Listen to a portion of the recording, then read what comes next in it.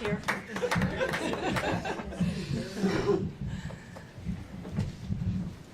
Well, welcome everybody. Good morning. It was just 6 weeks ago that I think I saw a lot of you when we launched the Portland Fire Reborn. And here we are today, and we are so excited to welcome Vanja to Portland. So we've talked about this a lot. We have an opportunity to do something great in Portland. And I can speak for everybody when I say when we all met Vanja, we knew she was exactly right for this big vision in Portland. So the good news is fan excitement has continued. Over 13,000 reservations for tickets. And a bunch of us were out in the community this weekend at a street fair, and the energy, the excitement around the team is growing. And you've heard us all talk about the fans, right? It's the thing that makes Portland so special. So Portland, it's a city of bridges. And these bridges connect an amazing set of communities, very diverse communities. Innovators, creatives, entrepreneurs, and these fierce individualists that make up Portland.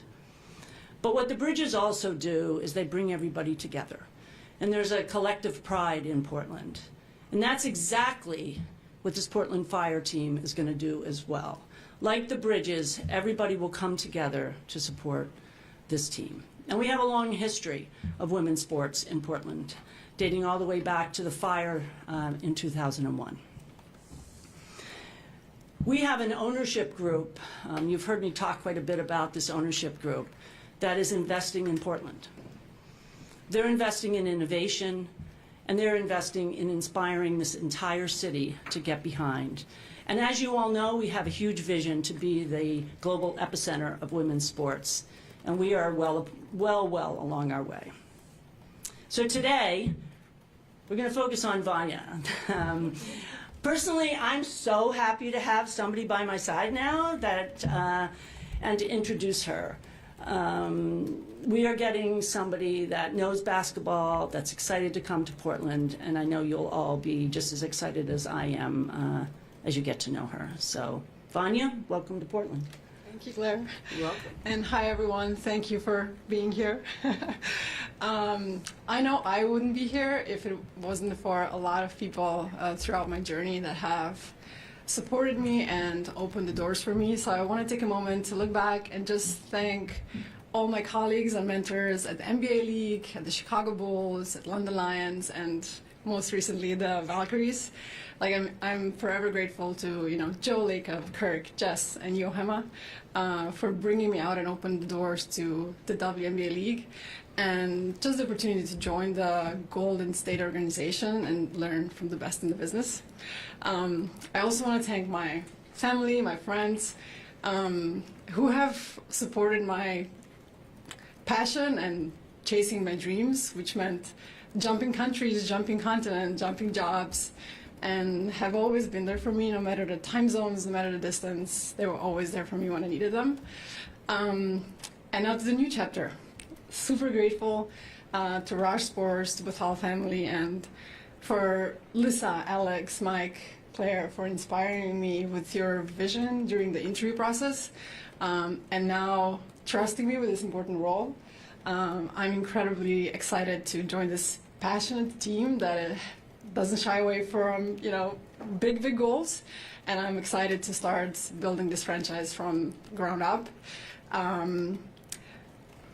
Yeah, I've learned throughout the process, the interview process as well, that this is not just about basketball, and it's not just about launching this new franchise, but it's also about reigniting the fire, connecting with the community here, which is super passionate about not only women's basketball, but women's sports, about building new bridges with our partners and inviting new fans that might have not joined our mission yet. But most importantly, we want to create an environment for athletes where they can not only survive, but thrive. So I'm super excited to get to know Portland a little bit better, go out into the community, and share this passion for women's sports and women's basketball. So thank you. Okay, let's go. Woo-hoo! Yeah.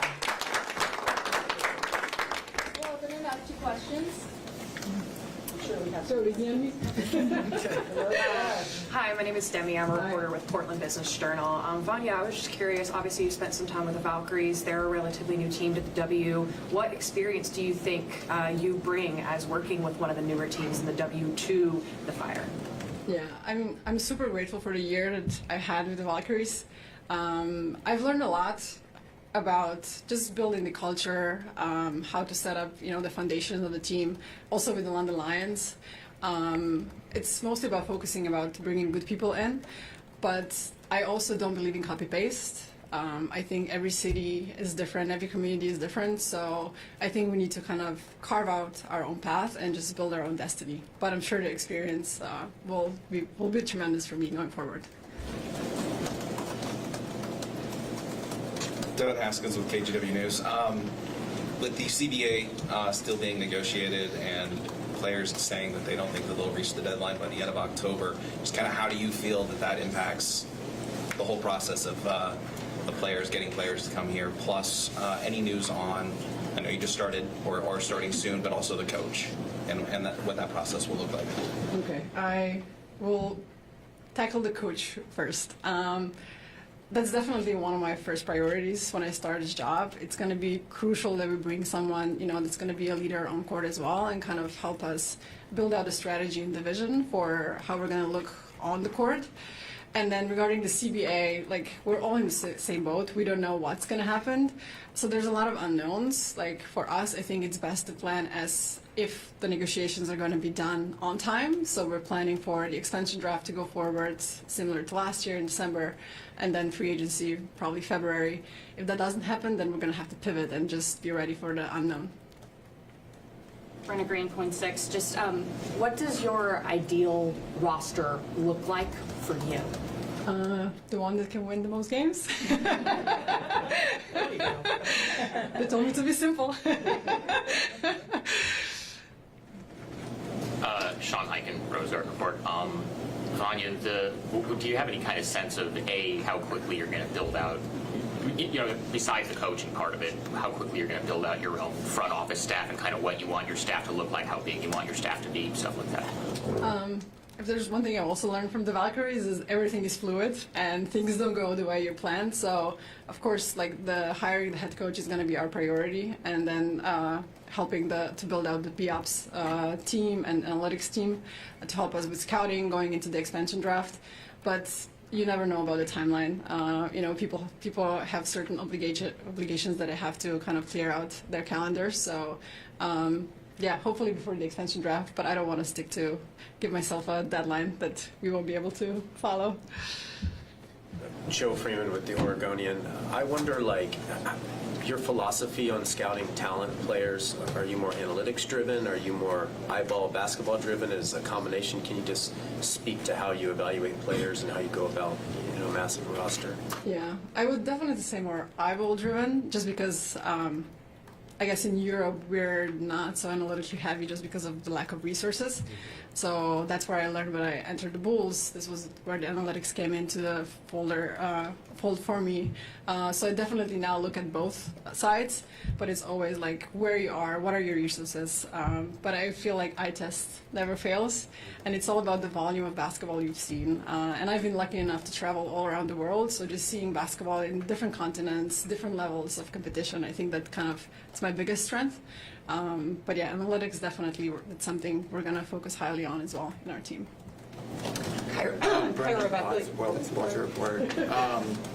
When you're looking for a head coach, you talked about looking for a head coach. What sort of vision are you looking for in looking for a head coach, and what kind of culture are you looking to establish in looking for candidates?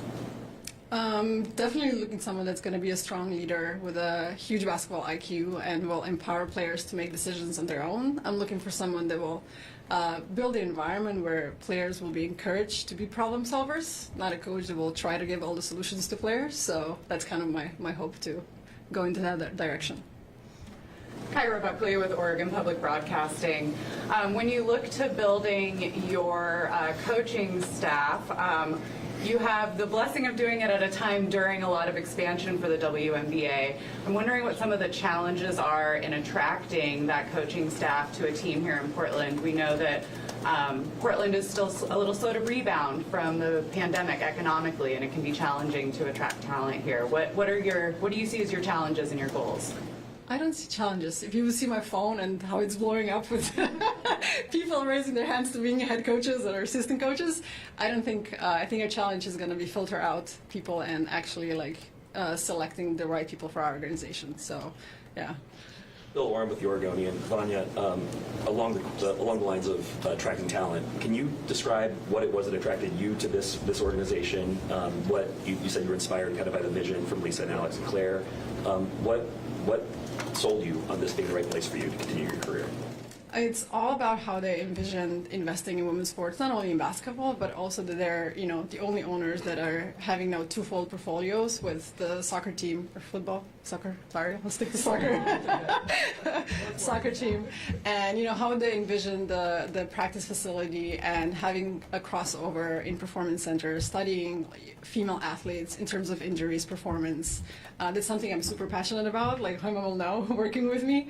And they've also mentioned about being innovative and doing things differently. I've noticed in sports, a lot of the times we get stuck in this cycles of doing things for 20 years the same way and not being able to kind of step out of our comfort zone or step out of our context. And I think that's what they're excited about and try to pushing those limits in female sport. And that was mostly what attracted me to taking this role. Hi, Vanja. Lauren Duletsky here from Click Clack Media. As someone who was born and raised in Portland, I'm very passionate about the community here. And in addition to your prolific career in leadership roles across basketball, I was really struck in researching about you how much you've done for youth basketball. And I'd love for you to talk a little bit about your commitment to the youth basketball programs here in Oregon, how that's going to help build a huge community here. Thank you. That's also my biggest passion, being in youth basketball. And as you know from my background, it's been privileged that with the NBA League, I got to work all around the world with youth athletes. So that's definitely going to be one of our focus, that we reach out to the community. I'm sure the soccer/football team has an academy already, correct? So we're going to try to kind of do the same on the basketball side. I think it's very important that we inspire young generations, boys and girls, to kind of go into sports, whatever there is, and just try to stay away from the screens and the social media, and just keeping them in sports and trying to get them making decisions. I'm huge in players and athletes making decisions on court, because I feel like that translates into life and all the life skills that you can learn through that. So I'm huge advocate of that. For Claire, about 2 months ago, hiring a GM for a WNBA team probably wasn't on your radar of things you were going to be doing this summer. Just what has this process been like for you, and what have you learned about hiring a GM? Well, first of all, we got somebody great, so that's the first step, and I feel great because I'm not having to answer all the questions now today, and everybody's focused on Vanja, which is great, and no, I think we're going to make a great team. And I think to a couple of the questions, what I've seen is how much interest there is in coming to Portland and being a part of the Fire. And I've seen how much interest there is in Portland for the Fire. I'm 6 weeks in, technically, and the energy, the excitement, it's fantastic. And so I think hiring is still going to be a priority. I think both for Vanja, definitely for me as well, but we're finding great talent. We're getting great people to come to Portland. So, and we're going to hire locally. So, I'm excited. Claire, where are you guys in terms of staffing? Like, how well staffed are you at this point relative to where you need to be by the start of next season? Yeah, I think we're right where we need to be. We're like about 300% farther along than we were 6 weeks ago, which is good. How about that? We're making progress. I think we got like one of the top heads of ticketing and ticket services in the entire industry that came here. Kyle is the audience, worked at the Liberty. We are accelerating on that. We've got a big focus on that. We've got Vanja in place. So I think we're right where we need to be, and very excited. But we still have more work to do on hiring, but we're making progress. You're still technically the interim president. You got a tattoo that I believe is very not interim. Have you had conversations about making this permanent? You've made some comments that made it seem like you're kind of in this for the long haul. I just was curious for your perspective on your runway here. I'm definitely in it for the long haul, but I haven't really had enough time to have any conversations about the word interim. But I think the tattoo kind of says it all. But no, it's good. I mean, I'm all in. I mean, I'm a Portlander. I mean, when I retired from Nike, I said I wanted to work in women's sports and do something great in Portland, and this is ticking all the boxes, Bill. So I'm very, very excited about being here. Are you still writing a book? Is that on the? Oh, the book is. Oh yeah, the book's happening. Oh yeah, the book's happening. It's actually almost done. So. Yeah, very excited. Back to the eyeballs and evaluating talent. I guess 2 questions. What are the traits and qualities you look for in a player when trying to build a roster? And then just your experience in international basketball and what you did at Golden State, your experience there, will that continue to be a primary focus when you build this roster, international talent? What we did in Golden State. When I evaluate talent, I first look at the character of the person, who they are as a person, and I stick to that no matter how good a player they are. If they're not a good teammate, someone that will come in and work hard, they're off of my list. And then, it's all has to align with the head coach we're going to have. Like, what's the strategy and the vision he or she will have on the court, and the front office needs to make sure to kind of align with that vision. So for me to sit here today and tell you what that's going to be like, I would lie to you. I don't have that answer yet.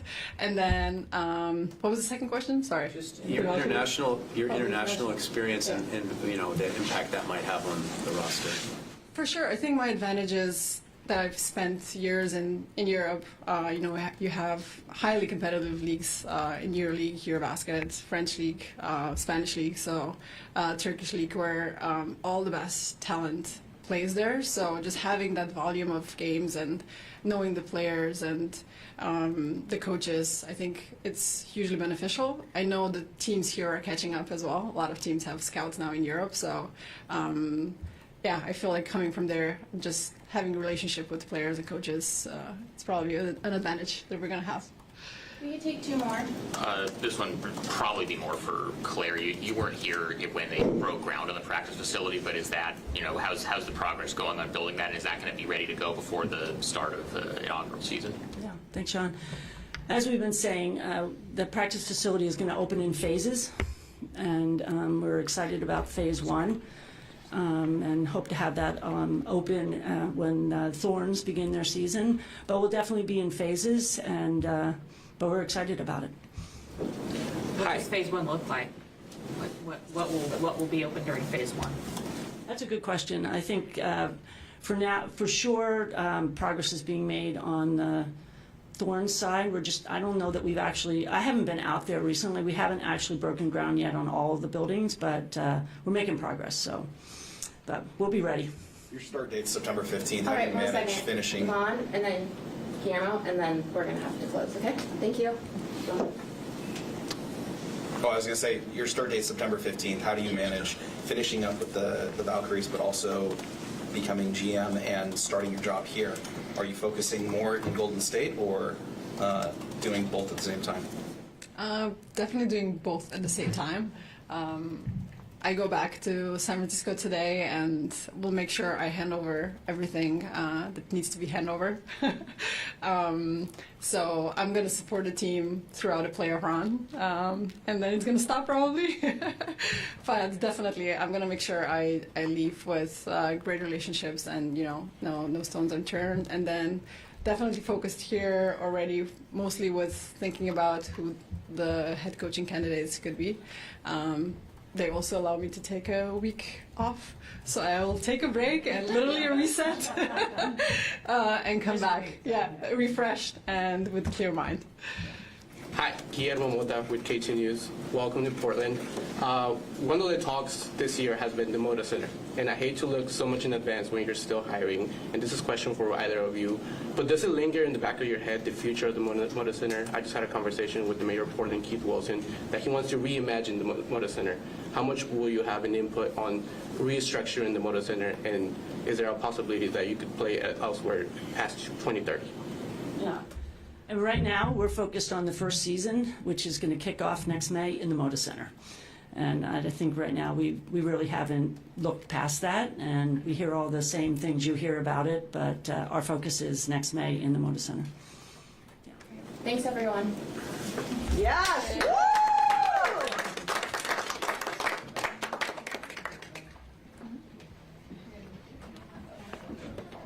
We're going to stage a quick photo.